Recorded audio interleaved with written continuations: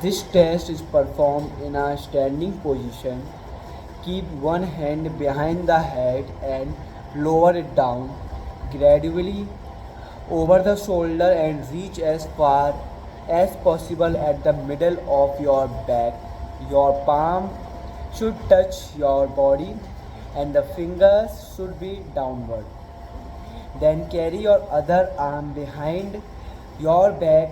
Then carry your other arm behind your back with palm facing outward and finger facing upward, and try to reach up as far as possible in order to touch or overlap the middle finger of the other hand.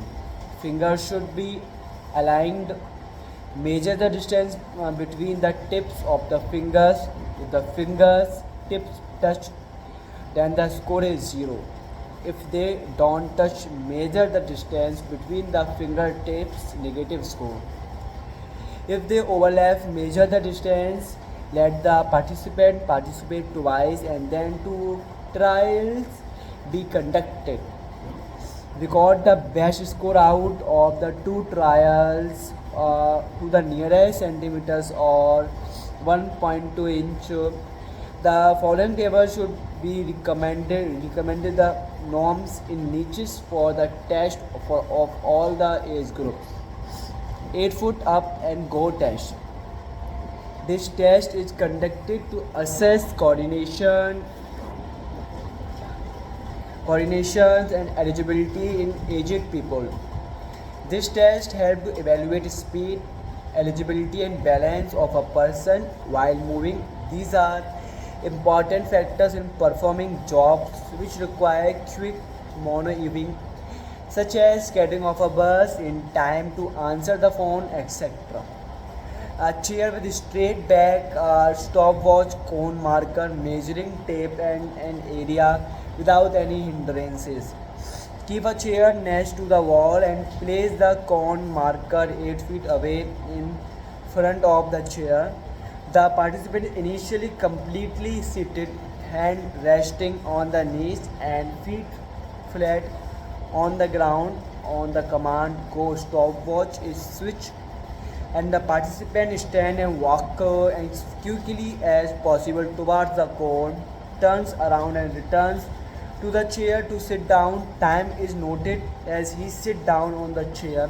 2 tries are given per participant. The best try recorded to the nearest 1/10 second. The table shows the recommended norms or range in second for this test for different age groups. The walking distance or course is marked 45.72 meter or 50 yards in a rectangular area, 20 into 5 yards of 5 yards which with cones placed at regular intervals to indicate the distance covered. Efforts are made to walk maximum distance as quickly as possible, 6 minutes. A participant trial is given to the participant. He may stop anytime if he deserves so. The total distance covered in 6 minutes is recorded to the nearest meter. जुकाम हो गया है भाई, थोड़ा cold हो गया है, but it's okay. अब एक्चुअली ठंडा पानी पी लिया था ना, तो इस चक्कर में थोड़ा जुकाम हो गया। चलिए शुरू करते प्रैक्टिस, तो हम कर ही रहे हैं, चलिए कर ही रहे हैं।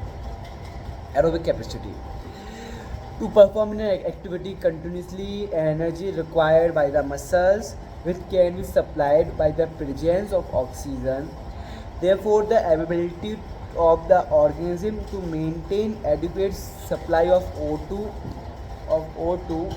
to the working muscles for energy liberation is important for endurance performance. The aerobic capacity depend on the following factors.